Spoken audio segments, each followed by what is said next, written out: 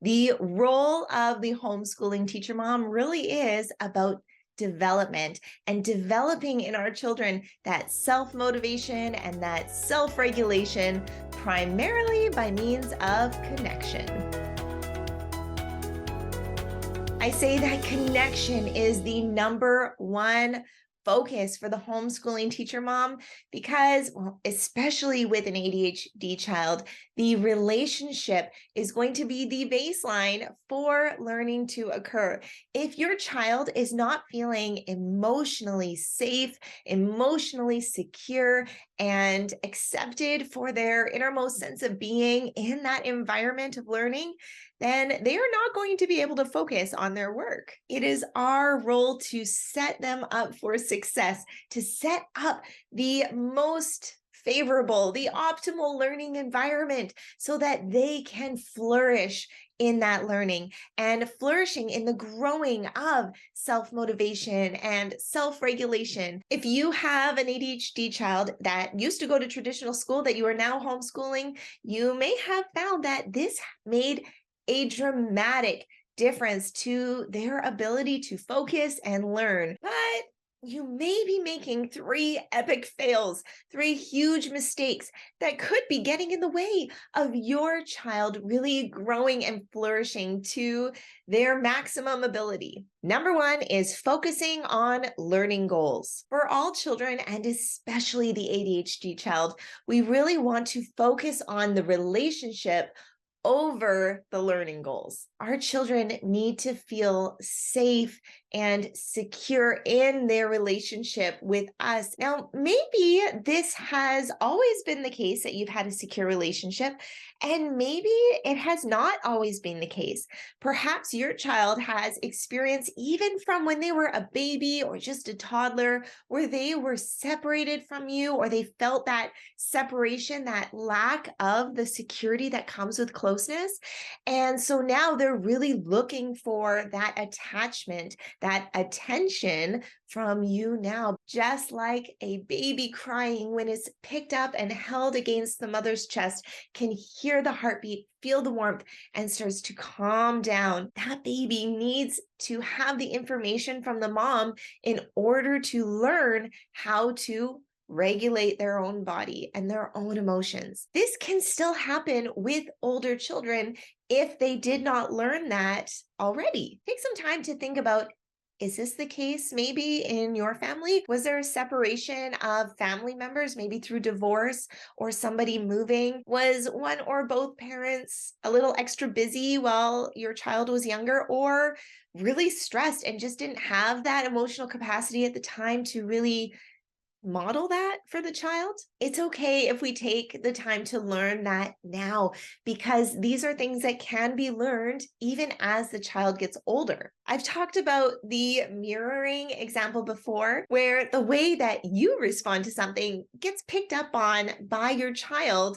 and they start to mirror that emotional regulation back to you. When your child feels safe that you're there and you're supporting them, and they are secure to be their authentic selves, they are secure to make mistakes and get messy. When they feel that safety net with you, then they can take risks with their learning. So the primary focus here with connection in terms of safety and security and relationship is to take those moments and affirm your child while homeschooling. Have those little moments to reinforce the connection and the attachment by giving them a calm, supportive, and organized home. They will naturally start to focus more on their learning. The second major epic fail when it comes to homeschooling an ADHD child is filling up your schedule. Instead, we need to ensure that there are plenty of moments for play and creative expression. Sometimes an ADHD child will act out more in a classroom than they will in a homeschooled environment.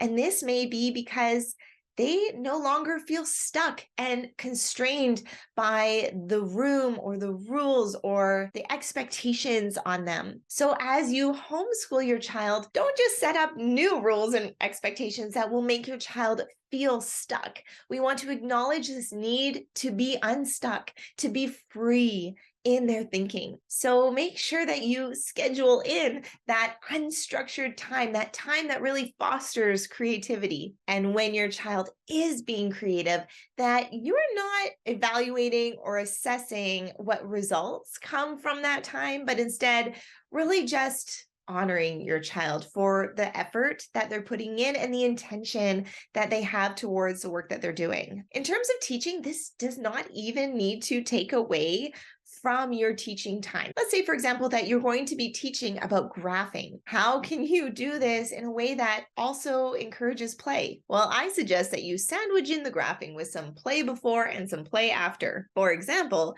you could take some Lego and pour out a bunch of Lego on the table, have your child create something, anything that they want. Then, if they're comfortable with it, they could take apart their pieces or just count them, the different colors that they used, or the different shapes that they used. Then they can take these different data points and plug them in to the type of graph that you are teaching about. Then to sandwich it in again on the other side, you could have them give a news report for whatever they had made. In this way, you have your educational play, then you have the graphing that you wanted to be doing, and then you have the skill of communicating that learning to somebody else. Having time for that focused effort sandwiched in between creative expression will allow your child's mind to focus in on that period of time better. You can take that time, start with it really small, and then slowly expand until you see what works best for your child. The third epic fail, do not make this mistake, is timed activities. Instead, we want to change our expectations and really acknowledge and accept their need for things to be a little bit different than the average way of doing things. Our children will feel accepted when it comes to making these kinds of accommodations. For example, if you have a timed math speed drill, how many of these math facts can you do in 1 minute? Are you really testing your child's knowledge of those math facts, or are you testing their ability to work under pressure? It's okay to break the rules of what someone told you you should be doing. You could take away the timed aspect altogether. You could do these speed drills by math flashcards where they just say their answer. You can look at options for what could work better for your child. Perhaps your child can focus really well on a particular topic in one space, and then if they're in a different space, they have trouble focusing on the same topic.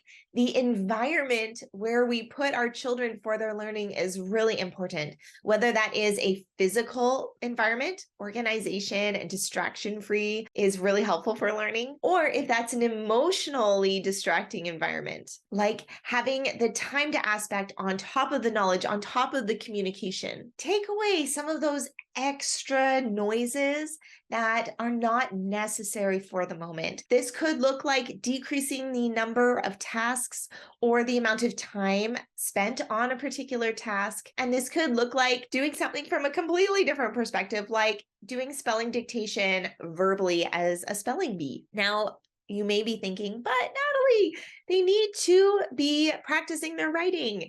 And yes, I am a huge advocate for fostering the writing because it really takes thoughts from the brain and organize them as you write them out. However, it is also interesting to note that there are a lot of apps out there now for dictating what you speak. Even in the hospitals, the doctors can speak into a microphone and dictate their report to a computer rather than writing it all out. So it may not be necessarily the most important thing for them to be a fantastic writer. Instead, we may want to focus on something a little bit more internal, such as the ability to communicate our thoughts and feelings effectively. We do have these dynamics of the mother-child relationship and then also the teacher-student relationship. And as a teacher, often we are used to the idea of judging and assessing and evaluating the student work. However, the ADHD child is already going to push back a little extra when you push them. So when we approach our children, we really want to come from the stance of giving feedback.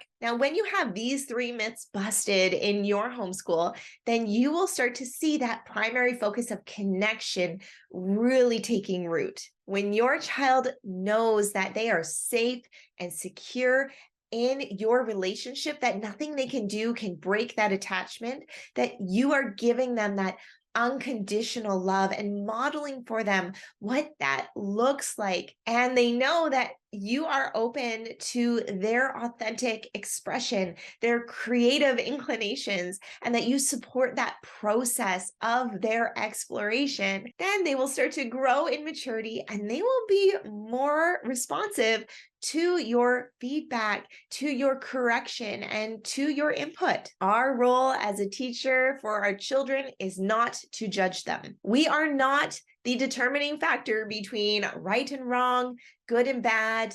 We are there to support their brains in developing these ideas for themselves. This is how we teach in a very encouraging and non-judgmental way. We are supporting them to find their own unique way. When they feel like they have the responsibility to be autonomous for themselves, they get the practice of what it looks like to be self-motivated, to be self-regulated. It may just take a more gradual release where you really walk them through step by step. As a witness alongside them in their learning journey, you have the special privilege of seeing something about them that not very many other people get to see. And you get to lift them up in encouragement for their wholeness. If you're looking for more support for how you can model this kind of growth and development of learning right into your teaching, then you may want to take a moment and hit that subscribe button so that we can be together again next week. In the meantime, if you would like to check out more resources